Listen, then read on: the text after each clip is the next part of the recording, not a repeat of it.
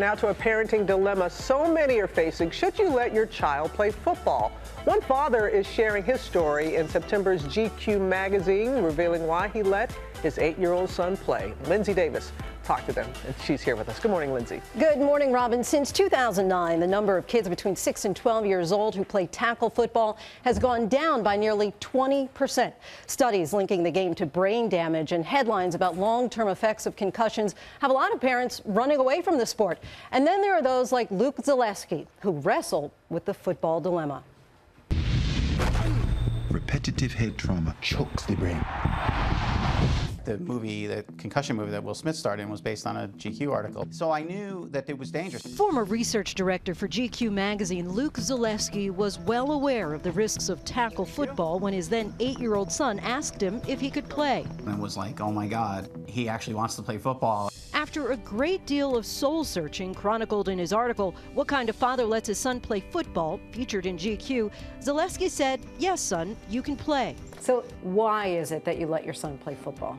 Because I love him, and I want him to reach his potential, because it's scary, because it's hard.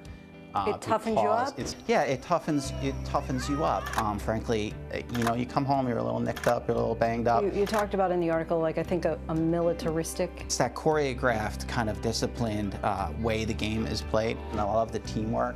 I love the coordination. What would you have said if your parents had not let you? I would have been infuriated. I love football, and it would have been such like a bummer. So far, father and son agree the rewards far outweigh the risks. Yeah, Wyatt! When I see him walk off the field with his helmet in his hand and his face is all red and he's all sweaty, and I know he's giving 100% out there. Ever since I started football, you know, there's like late night, 8 o'clock pickups from practices where he helps me get my pads off and I'm like worn out.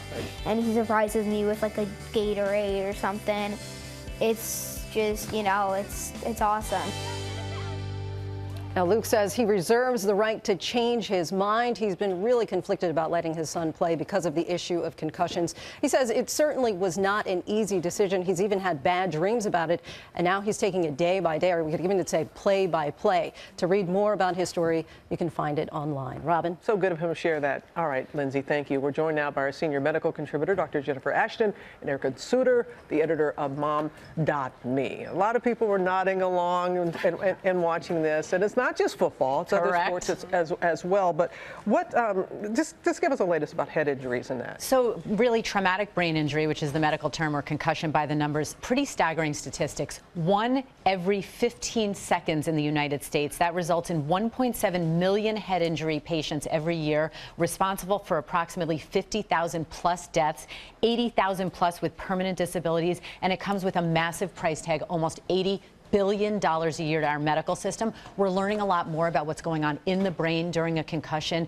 Basically, disruption in terms of the metabolism in the brain, calcium, potassium, glucose levels are changed, change in cerebral or brain blood flow, impaired electrical signals between these nerve cells. And of course, this can have long-term effect. And it does appear that young brains are more sensitive to this. And Erica, you know, when a parent sees and hears just what Jen says, I mean, they're really grappling with some issues here. They are. They're really weighing the risks. Is it worth my child playing this sport if they can have long-term medical effects from it? But they're also weighing it against the pros. Now, there's something that sports gives every kid, and that's teamwork, a little bit of independence, perseverance, learning how to push through, learning how to work together. And those are all skills that every parent wants their child to have. So it's a debate. Yeah, it is a debate in a lot of households. So is there work that's being done to recognize concussions and the treatment and all that? There is so much research right now going on looking for maybe a blood test to accurately and sensitively diagnose a traumatic brain injury or concussion.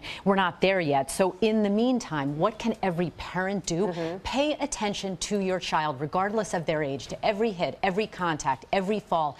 Watch how that athlete moves after that contact. You know your child better than anyone, and the coaches and the certified athletic trainers are amazing, but they're watching 5 kids, 10 kids, 20 kids all at the same time. You have to have your eyes on your child, and I'm telling you, as a hockey parent, you know, my daughter plays a very rough physical sport.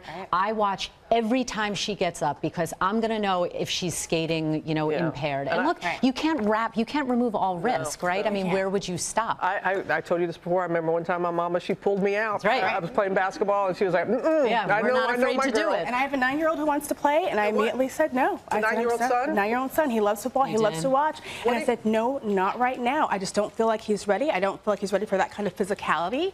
And I talked to him about it. You can have age-appropriate conversations with your kid. Right. A 6-year-old might not get it. You know, 9, 10 to junior high, they might understand your concerns. But ultimately, it's important for all parents to remember it's your choice, not your child's choice. What was your son's reaction when you said no? Oh, come on. What are you talking about? But we pushed him toward baseball. You know, he loves it, and he loves playing that sport. That's the complicated thing here. Where do you stop this slippery slope? Cheerleading, soccer, the military, car accidents. You can fall and get a concussion. It's not just football. All right. Well, thank you both so very much. I love your interpretation of your son. Oh, no.